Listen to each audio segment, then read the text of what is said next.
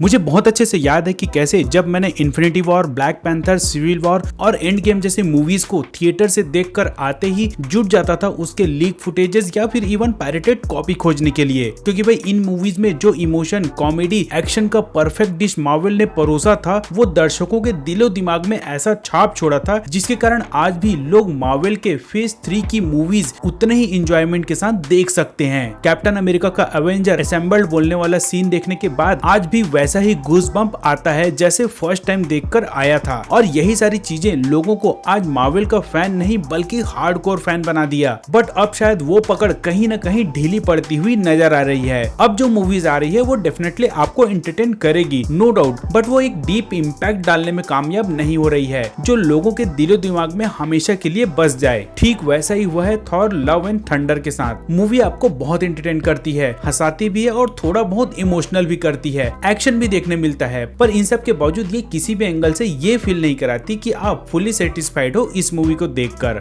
और जिसका सबसे बड़ा रीजन मुझे ये लगा कि गॉर एज ए विलेन और Christian Bale as a actor दोनों का ही पोटेंशियल इसमें ऑलमोस्ट जीरो ही रखा गया। इसमें कोई प्रॉब्लम नहीं होता अगर इस फिल्म को थोड़ा विलेन हैवी बनाते। इनफैक्ट ये हमेशा से ही होता है कि एक परफेक्ट विलेन एक परफेक्ट मूवी बनाता है। जोकर, बेन, थैनोस, वेक्ना ये सारे अपने ही दम पर पूरा शो रन कर चुके हैं। फिर तो यहाँ क्रिश्चियन बेल जैसा एक परफेक्ट एक्टर होने के बावजूद उसमें स्क्रीन टाइम भी इसे ठीक से नहीं दिया गया, और एटलीस्ट फॉर मी मुझे ये चीज ही सबसे ज्यादा डिसअपॉइंट किया। गॉर के द गॉड बुचर बन जाने की स्टोरी समझ में तो आ जाती है पर उसके लिए वैसा फील नहीं आ पाता। मेरा मतलब यह है कि कई बार विलेन के लिए भी एक सिंपैथी सी जागती है कि हाँ इसके साथ काफी बुरा हुआ है और वो जो कर रहा है वो ठीक ही है, पर यहाँ ऐसा कुछ नहीं लगता। सो जो टाइम गॉर के इस कैरेक्टर को डेवलप करने के लिए देना था वो टाइम दे दिया गया इसके कॉमेडी को, जो कि अच्छी थी, आपको हंसी भी आएगी, बट एटलीस्ट यही फील होता है कि भाई वो अगर नहीं भी होता तो चल जाता, क्योंकि लोग थॉर को कॉमेडी के नाम से कम और एक्शन के नाम से ज्यादा जानते हैं। बट यहाँ तो थॉर की शुरुआत ही कॉमेडी से होती है जो शुरू में तो अच्छा लगता है पर बाद में तो यही लगने लगता है कि अरे भाई बस अब थोड़ा सा सीरियस हो जाओ। पर ये इंतजार थोड़ा लंबा हो जाता है और रैग्नारोक जैसे गूज़बम्प देने वाले सीन बहुत ही लेट आता है और वो भी बहुत ही कम समय के लिए, और इन सब के कारण डेफिनेटली दर्शकों को थोड़ी निराशा तो जरूर हुई होगी। वैसे टीजर और ट्रेलर में माइटी थॉर को देखने के बाद काफी लोगों को यही लग रहा था कि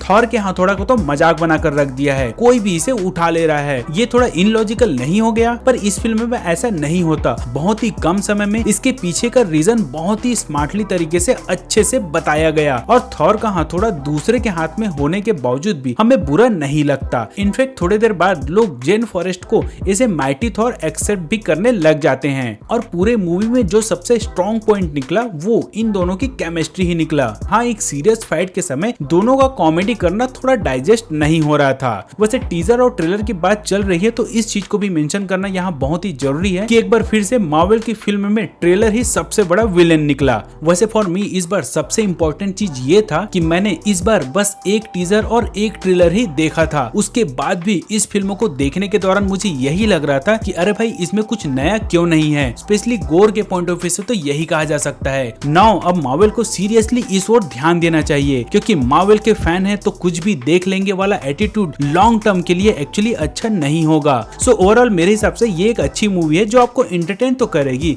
हंसाएगी भी, एक्शन भी दिखाएगी, बट लॉन्ग टर्म इम्पैक्ट वाला फैक्टर इसमें थोड़ा मिसिंग लगेगा। तो ये तो था दोस्तों मेरा एक स्पॉइलर फ्री शॉर्ट रिव्यू इस फिल्म के लिए। डिटेल में स्पॉइलर वाला वीडियो भी जरूर आएगा जिसमें हम फिल्म के साथ साथ इसके एंड क्रेडिट सीन की भी बात करेंगे। वैसे अगर आपने इस मूवी को देख लिया तो आप अपने विचार हमें कमेंट बॉक्स पर दे सकते हैं। तो मिलते हैं दोस्तों अगले वीडियो में, तब तक के लिए tata bye bye, take care and stay safe.